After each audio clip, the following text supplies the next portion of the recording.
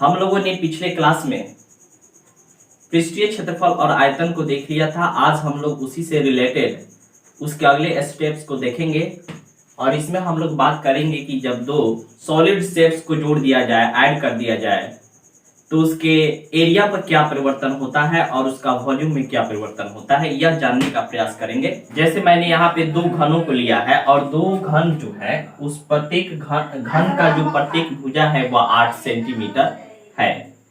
तो ऐसा ही सेम एक और घन ले लिया है जिसकी प्रत्येक भुजा भी 8 सेंटीमीटर है। अब हम क्या करेंगे कि इनका एडिंग करेंगे, संयोजन करेंगे, इनके सतह को पास लगा के इनको ऐड करेंगे। जब हम ऐड करेंगे तो यह फिगर जो होगा, जो घन है, क्यूब है, वह क्यूबॉइड के आकार का हो जाएगा क्योंकि इसकी लंबाई में परिवर्तन हो जाती है जबकि चौड़ाई ऊंचाई सेम रहता है।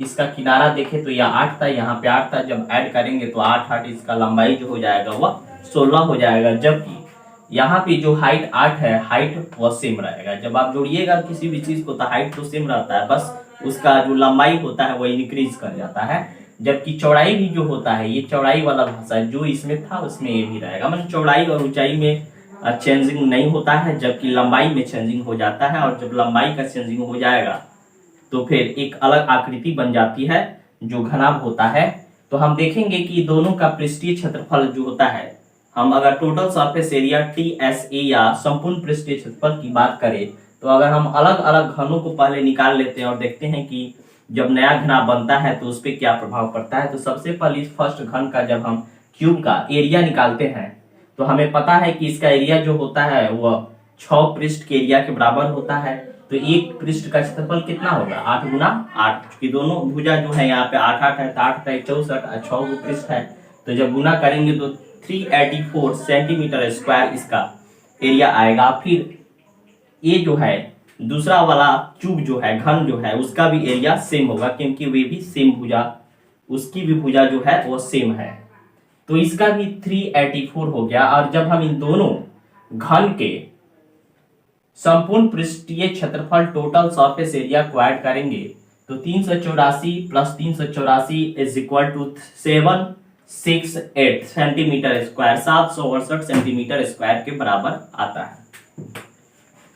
अब हम लोग देखेंगे, तो हम लोग निकाल लिए कि अलग अलग घन दिया था और उसका अलग अलग एरिया क्षेत्रफल निकाल लिए। अब हम लोग जो नया फिगर बना है अब उसका अलग निकाल लेते हैं और फिर देखेंगे कि इसके एरिया में क्या बराबर होता है या फिर कुछ अंतर आता है।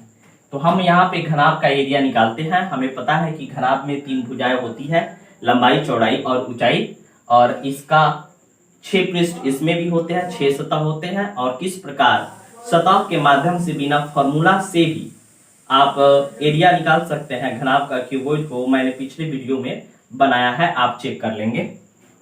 तो यहाँ पे मैं उसी विधि से बनाता हूं। जैसे अगर यहाँ पे हम इस पृष्ठ की बात करें या नीचे वाली पृष्ठ की बात करें, नीचे यदि हम यहाँ पे नीचे वाली पृष्ठ की बात करें, नीचे और ऊपर की, तो नीचे वाला में 16 इसका एक भुजा हो जाएगा और दूसरी भुजा जो है ब्रेथ के रूप में 8 हो जाएगा, तो दोनों को गुना करेंगे तो 128 हो जाएगा। LV जो हो जाएगा इसका क्षेत्रफल, नीचे वाले सतह का क्षेत्रफल 168 हो जाएगा, सॉरी 16 गुना 8 हो जाएगा जो 128 सेंटीमीटर स्क्वायर के बराबर होगा।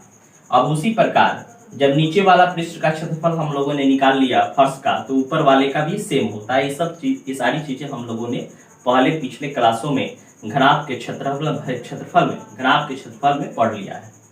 तो 128 ऊपर वाला हो गया, नीचे वाला 128 हो गया, अर्थात 256 यह हो गया। अब फिर ऊपर नीचे का निकल गया।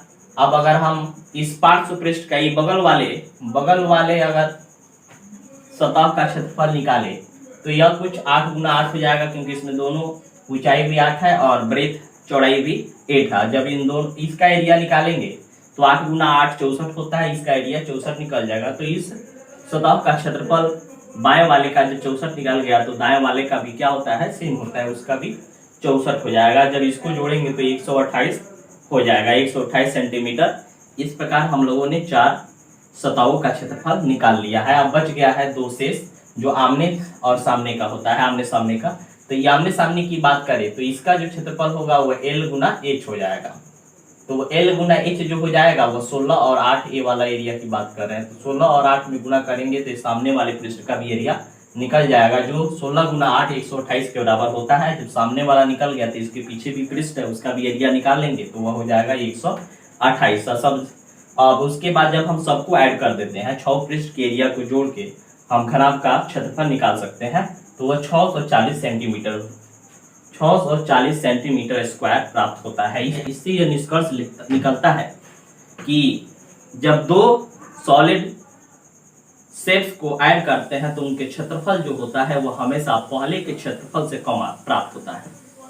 तो हम ये बात जान लिए, इसमें जो होता है पहले दो वस्तुओं का अगर ऐड करके एक तीसरी वस्तु बनाया जाता है तो पहले दो वस्तुओं का क्षेत्रफल जो होता है वह अधिक होगा, जबकि तीसरी वस्तु का क्षेत्रफल जो होता है वह कम होता है। तो ये बातें हम लोगों ने जान लिया। अब हम लोग जानेंगे कि ठोसों के संयोजन जब करते हैं तो उनका आयतन क्या होता है। जब एक ठोस को दूसरे ठोस में परिवर्तन करते हैं, ठोसों के परिवर्तन पर क्या प्रभाव पड़ता है। बेलन है, इसका जो आधार है और जो ऊंचाई है, उसी आधार और ऊंचाई का यदि शंकु बनाया जाए तो इन दोनों में 3 गुना का अंतर होगा। अब उसमें जो चीजें हटेगी उनका आयतन जो होता है वह दोनों में 3 गुना का अंतर फर्क पड़ता है। लेकिन इन दोनों का जिस सामग्री से निर्माण हुआ है उसका आयतन की बात की जाए, यहाँ पे पिघला कर नए चीज को बनाने की बात आती है, तो दोनों सामग्री का जो आयतन होता है, मात्रा जो होता है वो बराबर होता है। इस परिप्रेक्ष्य में जब एक या किसी भी 2 3 जितने चाहे आप उतने वस्तु को पिघलाकर जब एक नई वस्तु का निर्माण कर देते हैं तो उन दोनों का जो होता है वॉल्यूम जो होगा वह इक्वल होगा, बराबर होगा। इस बात को ध्यान में रखना है। यहाँ पे जिस इसका आधार जो है, इसका आधार जो है और इसकी ऊंचाई जो है, और इसी को पिघला के जब एक शंकु का निर्माण करेंगे तो इसके आधार और ऊंचाई सेम नहीं रहेगा, जबकि इसमें परिवर्तन होगा। क्योंकि इसका एक पतला था, लंबा था, हम इसको चौड़ा बना रहे हैं तो इसमें हो सकता है कि इसका आधार में परिवर्तन हो जाए, ऊंचाई छोटा हो जाए या बड़ा हो जाए। जब ऊंचाई बड़ा होगा तो आधार छोटा हो सकता है। माने ऐसा ही बनाना है कि हमको किसी और मोम की आवश्यकता नहीं पड़े, जितना है उसी मोम से हम शंकु को ढाल ले, शेप में बना ले। तो इस प्रकार आप समझ गए होंगे कि पिघलाने की जब भी बात आती है, उसी सामग्री से जब निर्माण की बात आती है, वहां पे वॉल्यूम का कंसेप्ट जो होता है वह बराबर का होता है। ये अगले आने वाले जब हम चैप्टर्स में प्रश्नों को बनाएंगे तब आपको पता चलेगा कि हम लोग बार बार जब भी नए वस्तुओं को निर्माण की बात की जाती है तो वहां पे हम लोग आयतन को बराबर करेंगे।